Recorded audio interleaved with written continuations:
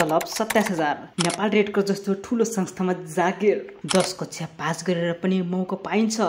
यस्तो सपना हो कि साँचो, शायरी हो कि जागिरको खबर।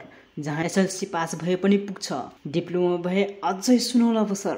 नेपाल रेड क्रसले भन्यो, हामी जागिर दिन तयार छौँ। अब तपाईको पालो हो, तयार हुनुहुन्छ त?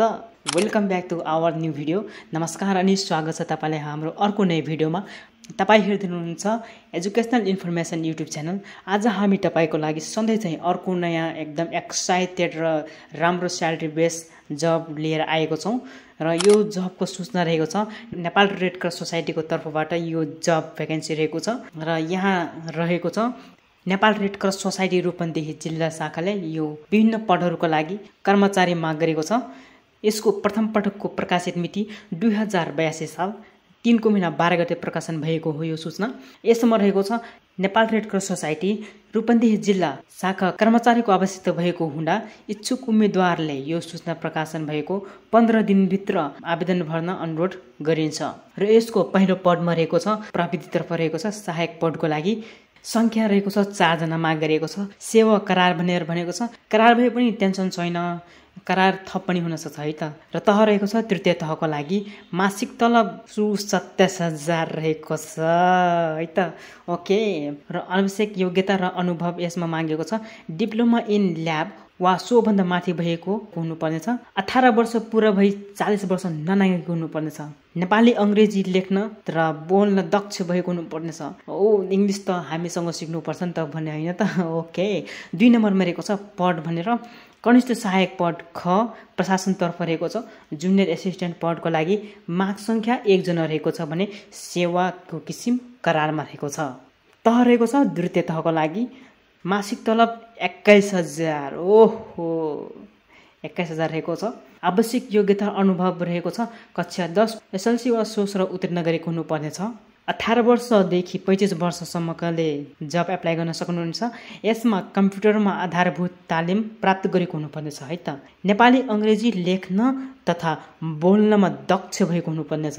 अर्को 3 नम्बरमा रहेको छ पद रहेको छ कार्यालय सहयोगी भनेर अफिस हेल्पर भनेर भनेको छ। यसमा संख्या 1 जना माग गरेको छ भने सेवाको किसिम करार रहेको छ।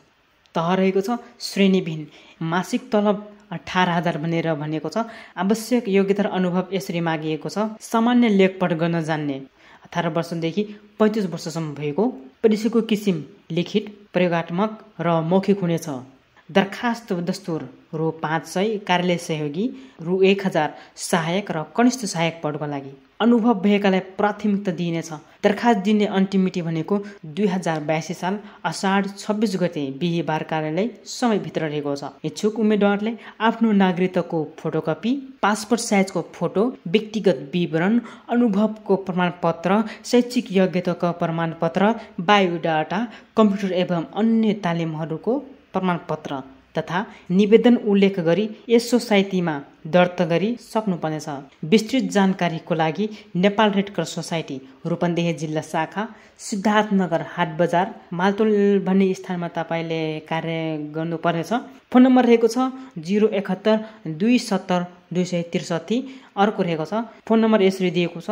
इमेल दिएको छ rupandehi.dc@nrcs.org भनेर। बैंकको नाम र खाता नम्बर राष्ट्रिय वाणिज्य बैंक भैरव शाखा चल्टी खाता नम्बर दिएको छ। हेर्न सक्नुहुनेछ। तपाईले यहाँ पोज गरेर हेर्न सक्नुहुनेछ है त।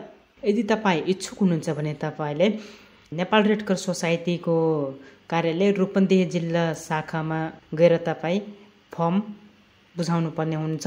तपाईले अनलाइनबाट पनि दर्ता गर्न सक्नुहुनेछ। त्यसको लागि इमेल दिएको छ rupandehi.dc@nrsc.org भनेर अनलाइनबाट फर्म दर्ता गर्न सक्नुहुनेछ। यदि तपाई इच्छुक हुनुहुन्छ भने फर्म दर्ता गर्नुहोला र यसको स्यालेरी पनि एकदम ठिकै लेभलको रहेको छ। ओके। यति भन्दै अब आजको भिडियो यति भन्दै यदि तपाईलाई यो भिडियो मन पर्छ भने भिडियो लाइक गर्नुहोला, कमेन्ट गर्नुहोला, सब्स्क्राइब गर्नुहोला र साथी भाइहरूलाई सेयर गर्दै रहनुहोला है त। ओके। नमस्ते, धन्यवाद।